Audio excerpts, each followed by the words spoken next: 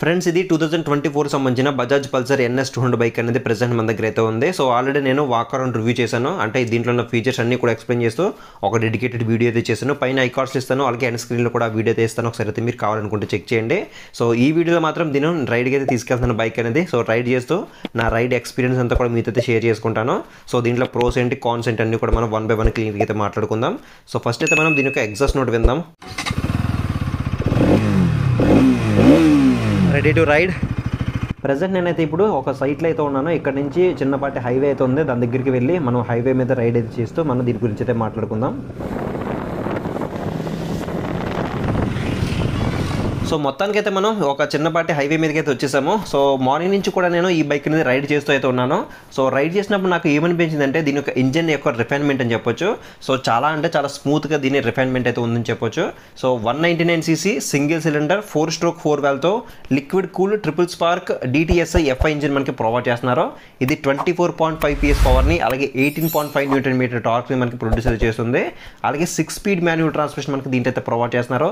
So gear shifting కూడా మనకి చాలా అంటే చాలా స్మూత్గా అయితే పడుతుంది. మనం వేసినప్పుడు కానీ తీసినప్పుడు కానీ ఎక్కడ కూడా మనకి ఎటువంటి ప్రాబ్లం అయితే లేదు.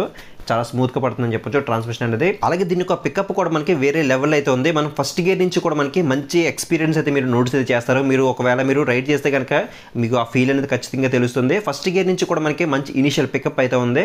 సో 4th గేర్ వరకు కూడా మనకి మంచి పికప్ అయితే ఉంటుంది. 5th గేర్ వేసామంటే మాత్రం ఖచ్చితంగా మీకు టాప్ అండ్ పెర్ఫార్మెన్స్ అయితే మీరు దీంట్లో చూస్తారు. 5th 6thలో మీకు మంచి టాప్ అండ్ ఎక్స్పీరియన్స్ అయితే మీరు నోటీస్ అయితే చేస్తారు. అలాగే దీని యొక్క టాప్ స్పీడ్ గురించి మాట్లాడుకుంటే ఈజీగా మనం 140+ అనేది క్రాస్ అయితే చేయొచ్చు. ఇక్కడ నేను ఎటువంటి టాప్ స్పీడ్ టెస్ట్ అయితే చేయట్లేదు. ఎందుకంటే మనకి షోరూమ్ వాళ్ళు ఇక్కడ మనకి స్పీడోమీటర్ వైర్ అనేది డిస్కనెక్ట్ అయితే చేసి ఇవ్వడం జరిగింది. అండ్ ఇంకోటి ఏంటంటే రోడ్డు కూడా మనకు అంత అనుకోగా అయితే లేదనమాట. సో మీలో ఎవరైనా టాప్ స్పీడ్ టెస్ట్ చేస్తే కనుక మీరు ఎంత టాప్ స్పీడ్ అచీవ్ చేశారో కింద కామెంట్ సెక్షన్లో అయితే కామెంట్ అయితే చేయండి. మీరు ఎంత స్పీడ్లో బాధినా కానీ ఎక్కడ కూడా మనకి స్టెబిలిటీ అనేది మిస్ అవుతుంది. ఎందుకంటే దీంట్లో మనకి పెరిమీటర్ చార్జెస్ అనేది యూజ్ అయితే చేశారు. సో ఇది మనకి మీరు ఎంత టాప్ స్పీడ్లో బాధినా కానీ ఇది మనకి స్టెబిలిటీని మెయింటైన్ అయితే చేస్తుంది అనమాట. సో బెస్ట్ చార్జెస్ ఫ్రేమ్ మనకి దీంట్లో అయితే యూజ్ అయితే చేశారు. అలాగే వీటి యొక్క సస్పెన్షన్ గురించి మాట్లాడుకుంటే ఫ్రంట్ సైడ్ మనకి USD ఫోక్ సస్పెన్షన్ అనేది ప్రొవైడ్ చేస్తున్నారు. అలాగే బ్యాక్ సైడ్ మోనోషాక్ సస్పెన్షన్ అనేది ప్రొవైడ్ చేస్తున్నారు. సో మీరు ఆన్ రోడ్ చేసినా లేకపోతే ఆఫ్ రోడింగ్ చేసినా లేకపోతే మీరు హెవీ స్పీడ్ బ్రేకర్స్ మీద డ్రైవ్ చేసినా లేకపోతే మీరు పిలియన్తో డ్రైవ్ చేసినా కూడా మీకు మంచి కంఫర్ట్ అయితే ఉంటుందన్నమాట. సో మంచి ఎక్స్పీరియన్స్ అయితే ఉంటుంది. నేను ఆల్రెడీ ఆఫ్ రోడింగ్ కూడా చేసి చూశాను. అలాగే హెవీ స్పీడ్ బ్రేకర్స్ మీద కూడా డ్రైవ్ అయితే చేసి చూశాను.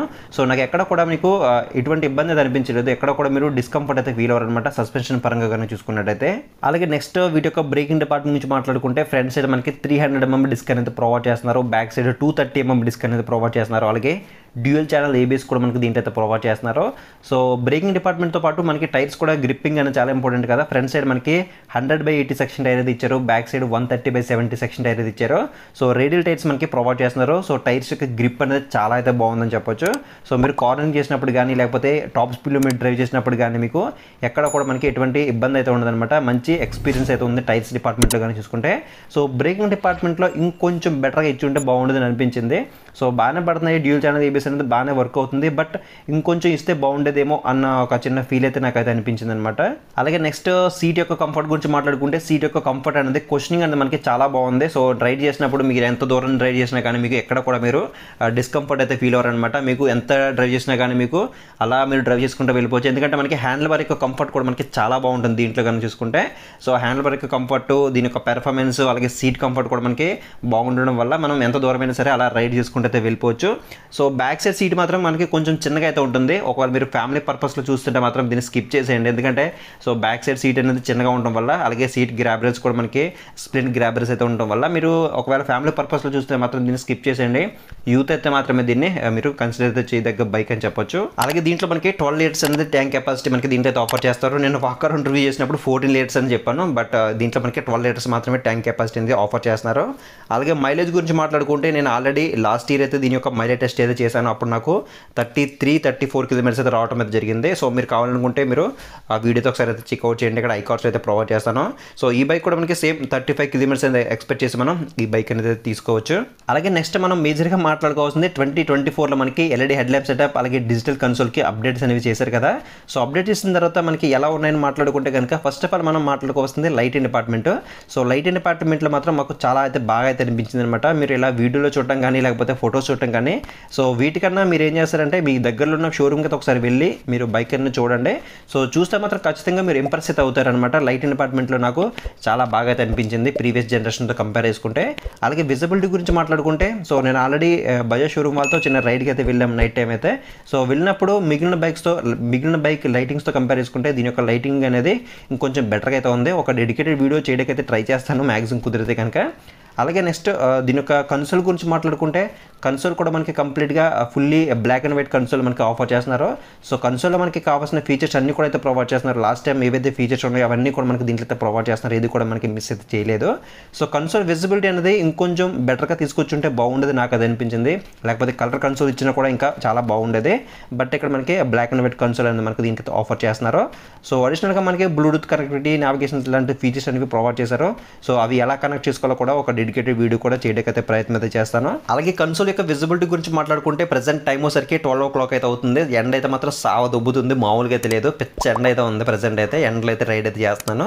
సో ఎండలో రైడ్ చేసినప్పటికీ విజిబిలిటీ అనేది బాగానే ఉంది, ఎక్కడ కూడా ప్రాబ్లం అయితే లేదు. ఇక్కడ చూసుకుంటే ఇంకా మనకి ఒక కవర్ కూడా అయితే ఉంది దీని మీద. సో ఇది తీస్తే ఇంకా మనకి చాలా బ్రైట్ అయితే ఉంటుంది కన్సోల్ అనేది. సో బట్ ఏంటంటే కలర్ కన్సోల్ ఇచ్చి ఉంటే బాగుండేదని నాకైతే అనిపించింది. అలాగే దీంట్లో మనకి USB ఛార్జింగ్ సపోర్ట్ కూడా ఈసారి తీసుకురావడం అయితే జరిగిందనమాట. మీ దగ్గర ఏదైనా ఎలక్ట్రానిక్ గ్యాడ్జెట్స్ ఉంటే మనం సింపుల్గా మీ మొబైల్స్ కానీ, బ్లూటూత్ కానీ, ఇయర్ ఫోన్స్ కానీ ఇవన్నీ కూడా మీరు సింపుల్గా USB ఛార్జింగ్ సపోర్ట్ ద్వారా మనం ఛార్జింగ్ అయితే చేసుకోవచ్చు. ఇక ఫైనల్గా మనం ఈ ప్రైస్ సెగ్మెంట్లో ఈ బైక్ని కన్సిడర్ చేయొచ్చా లేదా అని మాట్లాడుకుంటే కనుక ఖచ్చితంగా కన్సిడర్ చేయదగ్గ బైక్ అని చెప్పొచ్చు. ఎందుకంటే మనకి దీంట్లో హై అండ్ పెర్ఫార్మెన్స్ అయితే ఉంటుంది, మంచి సస్పెన్షన్స్ అనేవి ప్రొవైడ్ చేస్తారు, అలాగే మంచి బ్రేకింగ్ ఎక్స్పీరియన్స్ అయితే ఉంటుంది, సిట్టింగ్ కంఫర్ట్ కానీ హ్యాండ్లింగ్ కంఫర్ట్ కానీ వేరే లెవెల్ అయితే ఉంటుంది, అలాగే మంచి రైడింగ్ స్టెబిలిటీని ఇంప్రూవ్ చేయడానికి పెరిమీటర్ చార్జెస్ అయితే ఉంది, అలాగే డీసెంట్ మైలేజ్ అయితే వస్తుంది, అలాగే LED హెడ్ ల్యాంప్ సెటప్, అలాగే డిజిటల్ కన్సోల్, అలాగే బ్లూటూత్ నావిగేషన్ లాంటి ఫీచర్స్ అన్ని కూడా మనకి దీంట్లో ప్రొవైడ్ చేశారు. కాబట్టి ఒక ఆల్రౌండర్ ప్యాకేజ్ బైక్ అని ఖచ్చితంగా చెప్పొచ్చు. ఈ బైక్ గురించి మీ హానెస్ట్ ఒపీనియన్ ఏంటనేది కింద కామెంట్ సెక్షన్లో కామెంట్ చేయండి. అండ్ ఒకవేళ ఈ బైక్ యొక్క ప్రైస్ అండ్ ఫీచర్స్ గురించి ఇంకా ఇన్డెప్త్గా తెలుసుకోవాలనుకుంటే కనుక ఇక్కడ వాక్ అరౌండ్ రివ్యూ అనేది మీకు ఎండ్ స్క్రీన్లో ప్రొవైడ్ చేస్తాను, మీరు ఒకసారి కావాలనుకుంటే చెక్ చేయండి. అండ్ ఒకవేళ మీరు ట్రూ NS లెవెల్ అయితే కింద కామెంట్ సెక్షన్లో ఐఎమ్ NS లెవెల్ అని కామెంట్ చేయండి. అండ్ ఇలాంటి బైక్ రిలేటెడ్ వీడియోస్ అనేవి ఇంకా మీరు మన ఛానల్ కోరుకుంటే కింద ఛానల్ సబ్స్క్రైబ్ బటన్ అయితే ఉంటుంది, దాన్ని క్లిక్ చేసుకుని పక్కన నోటిఫికేషన్ బెల్ అనేది యాక్టివేట్ చేసుకోండి. నెక్స్ట్ వీడియోగా మళ్ళీ కలుద్దాం.